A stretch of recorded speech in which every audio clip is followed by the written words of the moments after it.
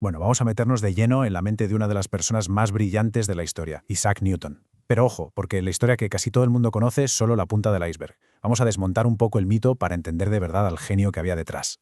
Y esta es la gran pregunta, ¿eh? Porque si algo define a Newton es que era un hombre de extremos, una persona que generaba, pasiones tan intensas como las que él mismo sentía por dentro. Y la respuesta, ya os lo adelanto, es mucho más enrevesada y fascinante de lo que parece. Venga, para empezar, vamos a repasar rapidísimo esa imagen que todos tenemos en la cabeza. El Newton de los libros, el de la leyenda, vaya. Es que es la anécdota perfecta, ¿a que sí?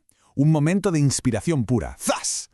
Pero lo curioso es que, aunque el propio Newton ayudó a difundirla, esta historia es un poco trampa. La verdad es que sus descubrimientos no vinieron de una simple chispa, sino de un fuego interior que ardía con una fuerza casi destructiva.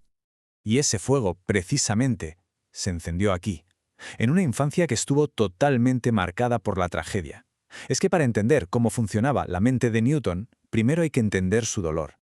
Es que su vida empezó con un golpe detrás de otro, y a cada cual más duro. Nació huérfano. Con 3 años, su madre lo abandona. Y cuando por fin vuelve, casi 10 años después, ya no es para él solo. Tiene que competir con 3 hermanastros. Todas esas heridas, ese sentimiento de abandono y de resentimiento, lo acompañarían siempre. Esta frase la escribió él mismo con 19 años. Es una confesión que nos deja ver la tremenda rabia que tenía dentro. No era un niño feliz ni un joven tranquilo, era un alma en permanente conflicto. Y ese conflicto, curiosamente, fue el motor de su increíble intelecto. Y ahora pasamos de esa oscuridad a la luz más brillante. Porque de todo ese aislamiento y de esa intensidad nació uno de los periodos de creatividad más alucinantes de toda la historia de la humanidad. La gran plaga, que estaba aterrorizando a toda Europa, se convirtió paradójicamente en su gran oportunidad.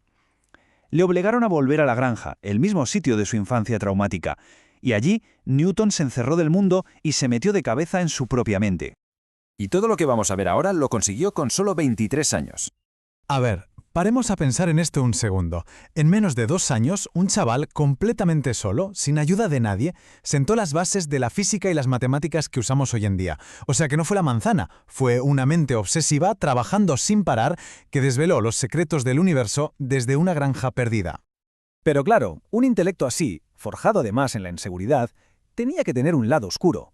Su genialidad venía de la mano de una arrogancia y una paranoia que le amargaron la vida y las relaciones con todo el mundo.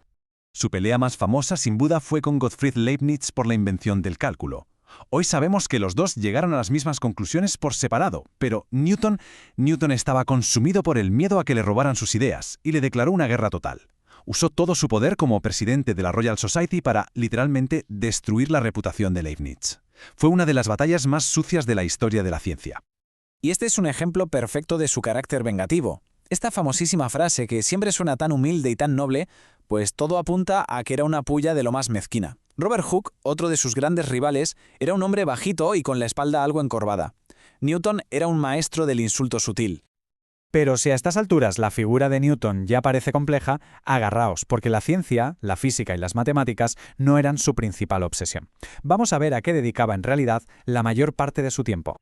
Y aquí es donde la imagen que teníamos de Newton salta por los aires.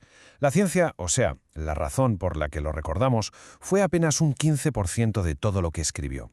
La inmensa mayoría de su vida intelectual la dedicó a otras pasiones, unas pasiones secretas y, en su época, muy peligrosas. Es que Newton no era el primer científico de la era moderna, sino más bien el último de los grandes magos de la antigüedad.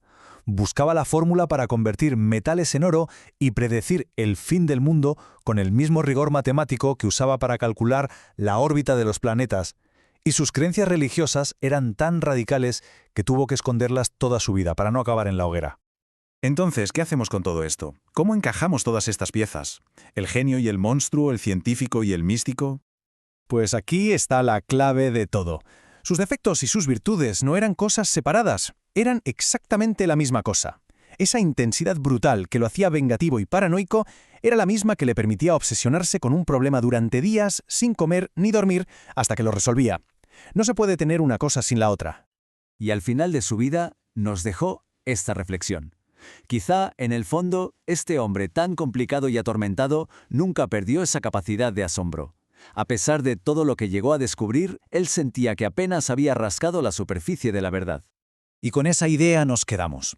La historia de Newton nos obliga a preguntarnos si la luz cegadora de la genialidad necesita, inevitablemente, de las sombras más profundas para poder existir.